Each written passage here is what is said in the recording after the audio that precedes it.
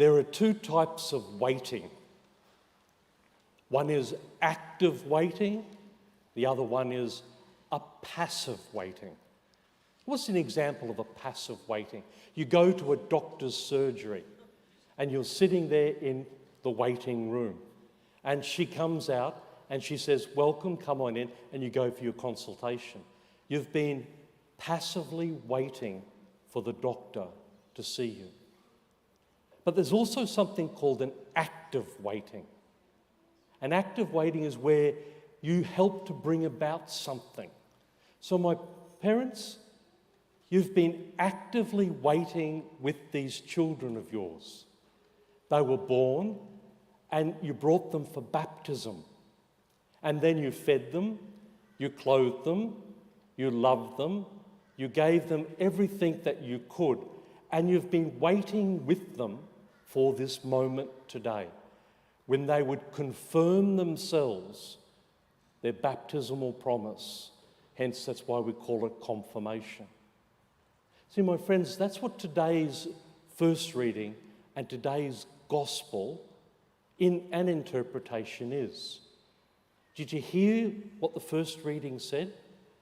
Wisdom, God's wisdom, actively goes out searching for us, actively goes out looking for us, but at the same time waiting for us at the seat of mercy, waiting for us to come to God, while at the same time God comes to us.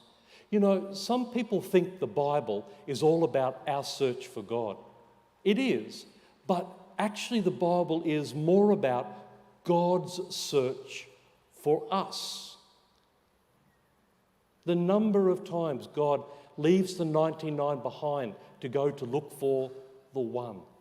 The number of times God doesn't worry about the house but sweeps out the house looking for the one lost drachma. The number of times God goes searching for us, actively waiting for us at the same time to come to God. It's an extraordinary love affair between humanity and God. We come to the gospel. Did you hear that?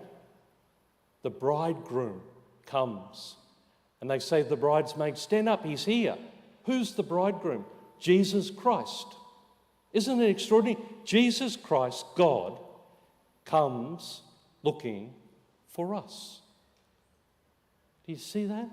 The beautiful part that God comes as the bridegroom for us. We're the bridesmaids. Now, some of us are foolish and some of us are wise. Let me explain something to you. Why were they waiting at midnight for the groom to come, the bridegroom? It's because the bride would be haggled over by her father and the bridegroom to see how much she was worth. We call it the dowry.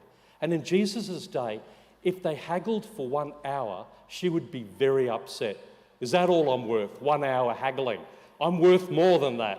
And so they would haggle for hour after hour after hour. And the bride would say, "That's great, they're still going at it. I must be, worth a lot." And then that's why they waited at midnight. And the bridegroom comes. And the bridesmaids stand up. Some have got oil, some don't. The beautiful thing about the word that they use here is the word for mercy in Greek is elios. The word for oil in Greek is elias. The two are very similar. In fact, the oil is God's mercy, our faithfulness in us. And so the gospel story is, are you foolish? Have you forgotten about God? Have you said, "I don't believe in God anymore. I don't want to be a part of that"? Or are you the wise one who brings that oil of God's mercy and faithfulness to fruition? My friends, sometimes people say to me,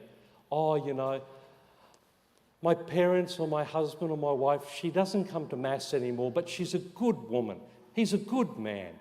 Or, "Father, I don't believe in religion, but, I do my best. I'm doing great." My friends, that's not good enough. Christ calls us to actively, not passively, but actively live our faith. Our oil is about nourishing that faith. Because if we stand before the gates of heaven and you don't have that faithful relationship, maybe God says, "Go away, I do not know you. You've not been in relationship with me." That sounds harsh, but that's the reality.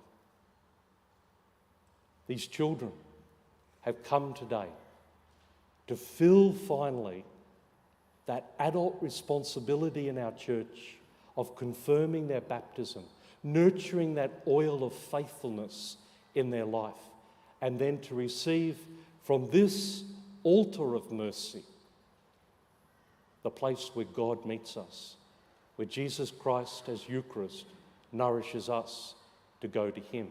He comes to us, now you come to him. Before we begin that, there's a lovely young girl over here, her name